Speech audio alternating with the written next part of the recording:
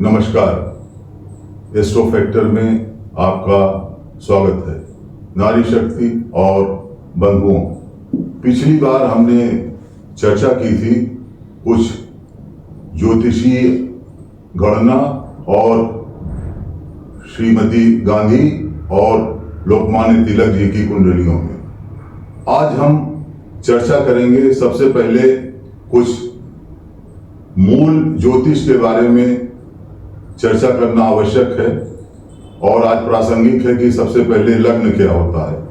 देखिए, कोई भी कुंडली होती है तो उसमें लग्न सबसे प्रमुख होता है।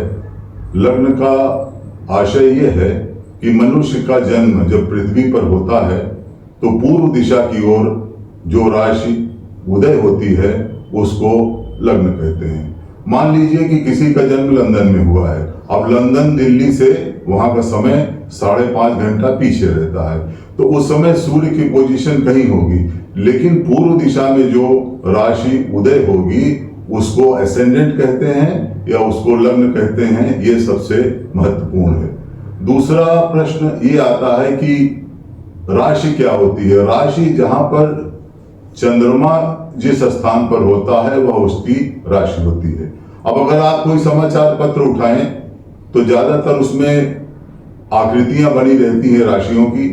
मेष राशि में एक भेड़ जैसी आकृति बनी रहती है और उसके बाद मीन राशि तक 12 राशियां रहती हैं और उसके आगे ब्रैकेट में कुछ शब्द वर्णमाला के लिखे रहते हैं। जैसे वृश्चिक राशि है, वृश्चिक राशि के आगे एक बिच्छू बना रहता है और बिच्छू के आगे आप देखें तो विद इन ब्रैकेट्स ना, नी, ने इस प्रकार के शब्द लिखे रहते हैं। ये शब्द नक्षत्रों को संबोधित करते हैं। जैसे जो उपलब्ध कुंडली है हमारे प्रधानमंत्री माननीय मोदी जी की, उसमें जो लग्न है, लग्न वृश्चिक राशि की है और चंद्रमा भी वृश्चिक राशि में बैठा है। तो लग्न माने लग्नेश हो गया मंगल का, और जो चंद्रमा है चंद्रेश वो हो गया वृश्चिक राशि का। तो सामान्यतः लोग ये कहते हैं कि हमारी राशि ये है और उनको राशि और लग्न में भिन्नता नहीं मालूम रहती। अब राशि की आवश्यकता कहाँ पड़ती है? राशि की आवश्यकता जो भी आपके मांगलिक कार्यक्रम हैं, जो भी आपका कोई भी संस्कार होता है, वहां आपकी राशि की आवश्यकता पड़ती है।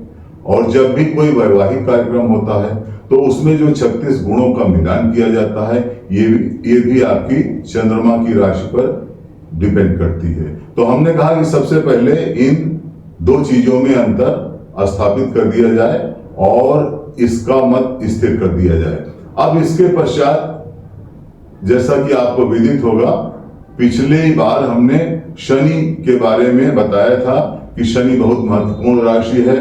श्रीमती गांधी की कर्क राशि की कुंडली थी और उसमें शनि केंद्र में था। तो आज हम आपको राहु और केतु के बारे में बताएंगे। यह कहना प्रासंगिक होगा कि राहु और केतु दोनों कभी भी अनिष्टकारी ग्रह नहीं होते। वह इस बात पर निर्भर करते हैं कि दशा किसकी है, अंतरदशा किसकी है और कुंडली में प्लेसमेंट उन दोनों ग्रहों का किस स्थान पर है।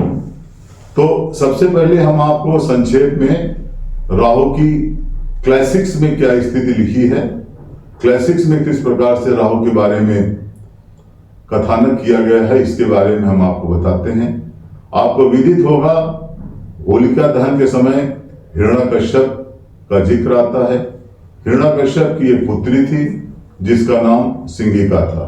सिंहिका का जो विवाह है वो एक विप्रचित नामक एक असुर से हुआ था। अब वो चूंकि आसुरी प्रवृत्ति थी तो उसका असुर से विवाह होना था, लेकिन नाम विप्रचित, विप्र अर्थात ब्राह्मण, चित माने चित वाला। तो वो जो विप्रचित था वो उसका जो धर्म कर्म था और जो उस प्रकार की आचार विचार था वो असुरों से नहीं मिलता जुलता था। उनका एक पुत्र हुआ और उस पुत्र का नाम था स्वरभानु।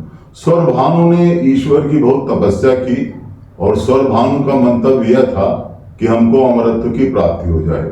तो शंकर जी प्रकट हुए और शंकर जी ने कहा कि बस वरदान मांगो।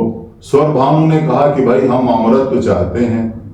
तो शंकर जी ने यह कहा कि भाई अमृत तो देवताओं को ही मिल सकता है, अब चूंकि आप असुर हैं तो अमृत तो आपको नहीं मिल सकता है, लेकिन कुछ इस प्रकार की बात होगी कि आप ग्रहों के साथ ही पूजनीय होगे। यह कहकर शिव जी अंतर्ध्यान हो गए। जैसा कि कथाओं में आता है, जब समुद्र मंथन हुआ तो उसमें रत्न निकले। रत्न में बहुत ज्यादा असुरों का आशय नहीं था, उससे ज्यादा उनसे मतलब नहीं था। सारे लोग विशेष तौर से असुर अमृत पीने के कार्यक्रम में उत्सुक थे। सौरभान को यह लगा कि ये बहुत ही उपयुक्त अवसर है और इस अवसर का लाभ उठाना चाहिए, तो वो वेश बदल करके सूर्य और चंद्रमा के बीच में बैठ गया।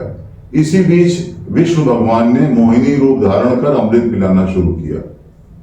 अमृत पिलाने के कार्यक्रम में सूर्य ने अमृत पी लिया और सूर्य के बाद सौरभान बैठा था। सौरभान ने अमृत पी लिया, पर इसी बीच चंद्रमा ने विष्णु भगवान को इशारा कर दिया। विष्णु भगवान को इशारा कर दिया तो उन्होंने तत्काल सुदर्शन चक्र से उसका सिर काट दिया। लेकिन अमृत वो पी चुका था, अमृत वो पी चुका था तो स्वाभाविक है कि उसको अमृत की प्राप्ति हो गई थी। जब ये सिर और धड़ अलग अलग हो गया तो असूया या सिंहिका उसको बड़ी चिंता हुई, और वो जो सिर है वो राहु के रूप में सिर है, उस सिर को वो अपने यहाँ लाई। और बाद में कहते हैं कि विष्णु भगवान ने नाग का धड़, सर्प का धड़ अर्थात उसको दे दिया। तो इस प्रकार से सिंहिका ने उसका पालन पोषण किया। और इधर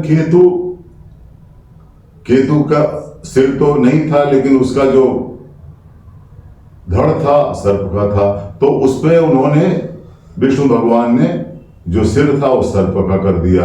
अब यही एक चीज है जो कि राहु और केतु को जब कहते हैं कि जब सूर्य ग्रहण और चंद्र ग्रहण होता है तो ये राहु उसकी तरफ उनका भक्षण करने के लिए दौड़ता है, क्योंकि उसका मंतव्य यह है कि जो हमारा वध हुआ, इस प्रकार की स्थिति को हम प्राप्त हुए, इसके सबसे ज्यादा जो दोषी हैं वो सूर्य और चंद्रमा हैं। तो आप देखिए इस प्रकार से वो दो छाया ग्रह हो गए, राहु और केतु दो छाया ग्रह हो गए।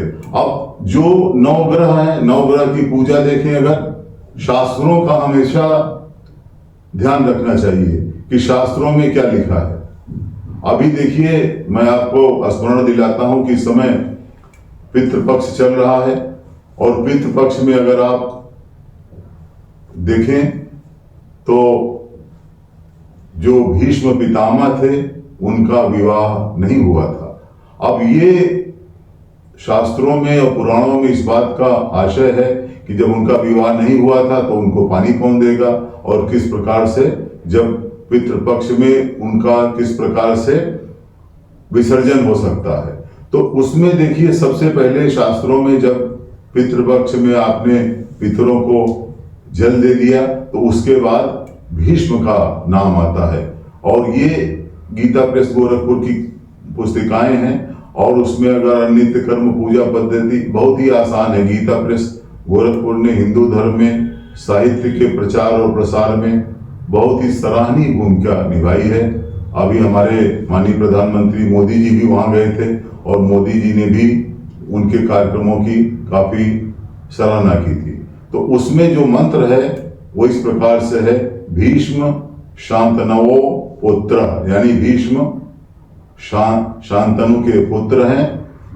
भीष्म शांतनु पुत्र वीर बुद्धिमान जितेंद्रिय।